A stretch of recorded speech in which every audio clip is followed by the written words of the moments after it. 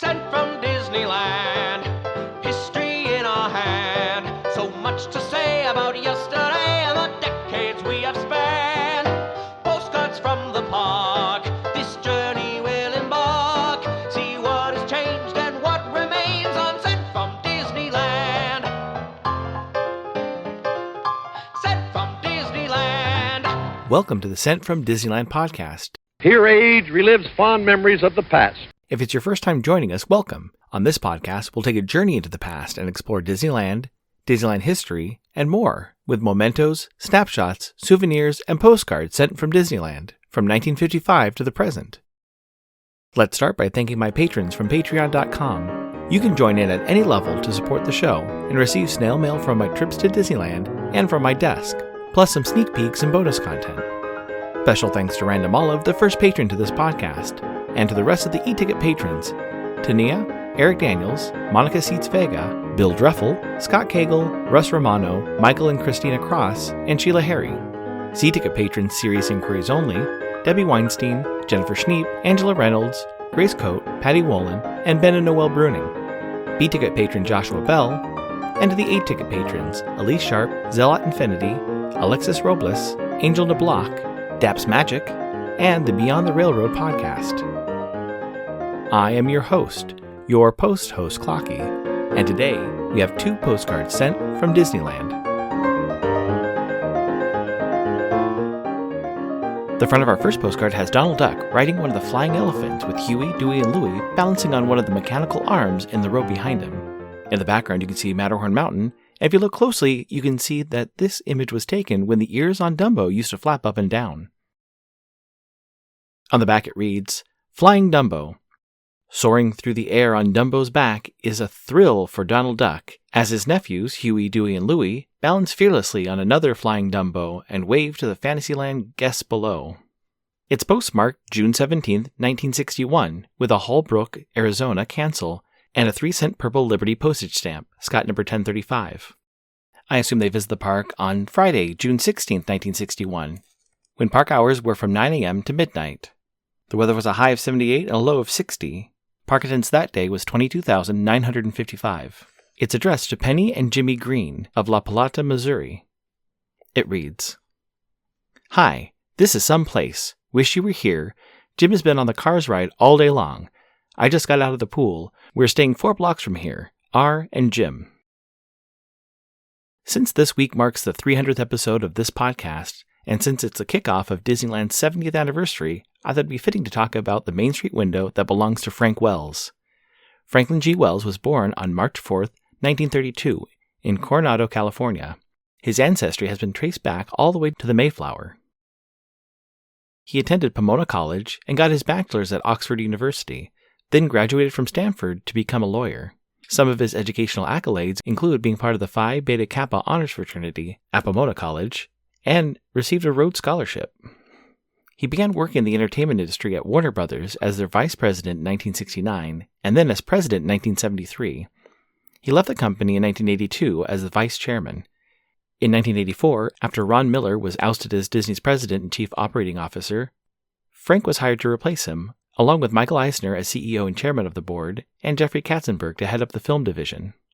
The 3 of them were known for starting the Disney Renaissance, bringing films like The Little Mermaid, Beauty and the Beast, and The Lion King, as well as expansions to many of the Disney theme parks, including the addition of Euro Disney. Add some flair to your mail by checking out stamps at Enfield Post. You can explore different stamp options on our Etsy site, grab some great deals by following the EP Sunday Sales on Instagram, or create something special and have her design a stamp array for your invitation or celebration. You can head over to EnfieldPost.com and explore all the different vintage postage stamps you can use on your next card or letter. That's ENFIELDPOST on Instagram and EnfieldPost.com for your wedding and vintage postage needs. Enfield Post is the official postage stamp sponsor of the Sent from Disneyland podcast.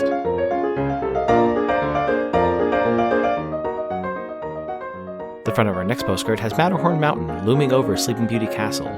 On the back it reads, A different perspective. Like an alpine storybook setting, the majestic Matterhorn Mountain towers behind Sleeping Beauty Castle, gateway to Fantasyland. It's postmarked March 28, 1981, with an Anaheim cancel, 2 1-cent Quill and Inkwell, The Ability to Write, A Root of Democracy, and a 10-cent People's Right to Petition for Redress postage stamp, Scott numbers 1581 and 1592 respectively.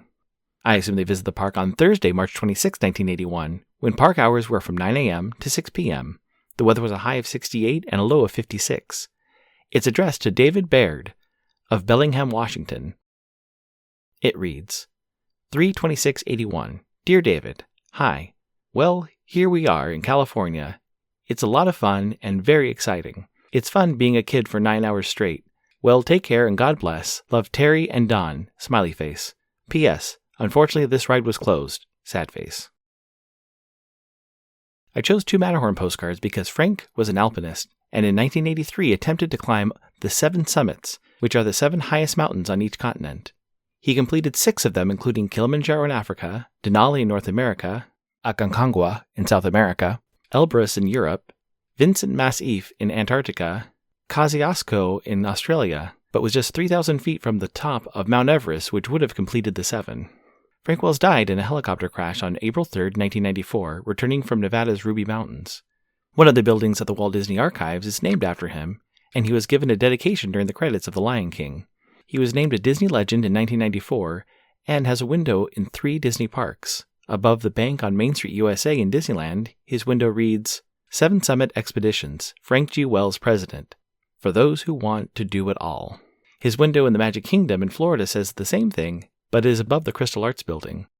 And finally in Paris, above the Emporium, his window reads, Conducted daily Main Street Marching Band, leading the parade since 1884, conductors Michael Eisner, Frank Wells. We work while you whistle. Because of his hobby of climbing mountains, he is also referenced in the Matterhorn with a crate that reads, Wells Expedition.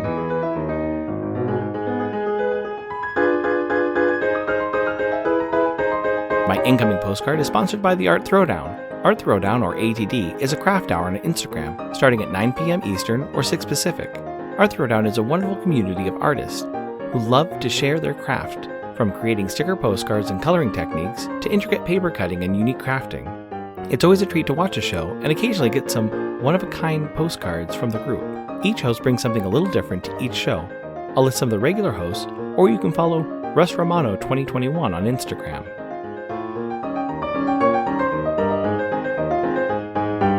The front of my incoming postcard has a Disneyland mailbox in Frontierland, next to the Halloween tree, and in the background you can see Rancho del Zocalo.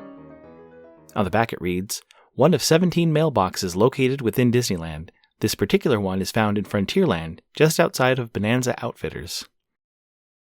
It's postmarked May 1st, 2025, with a Santa Clarita cancel, and a 2025 Maple Leaf Postcard Forever postage stamp, Scott number 5969. It reads, April 30th, 2025. Hi Clocky. Sorry you missed Tiki Land Day. It was a lot of fun. My friend Tom joined Postcrossing and made this postcard. I loved it, and he gave me some. I hope to see you at Disneyland soon. April. Thank you so much for the postcard, April. I love this postcard. I've been meaning to make postcards using some photos I have of each mailbox. I even have a few with characters on Main Street, and one in Frontierland with Jessie from the Toy Story franchise. I also love the Mickey Balloon washi tape you used. It's so festive. I also just saw some vintage reprinted postcards Disneyland has as part of its 70th anniversary merchandise. I'm excited to get some stamps on those. Thanks for listening to Sent from Disneyland. If you enjoyed this podcast, please subscribe and tell your friends. It would also help to leave a 5-star rating and comment on whatever podcast platform you use. If you'd like to support the show financially, please check out our Patreon page at patreon.com/sentfromdisneyland.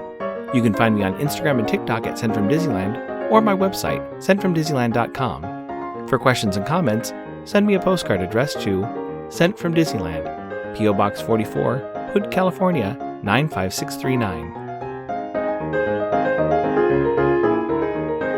This podcast is not affiliated with Disney, the United States Postal Service, or any post office or Disney-related properties. Opinions expressed on this podcast belong to the host and guests of the Sent from Disneyland podcast. This podcast is produced and edited by Clocky McDowell, website designed by Misty McDowell, theme song was written and performed by Noah Sunday Lefkowitz. Take it away, Noah.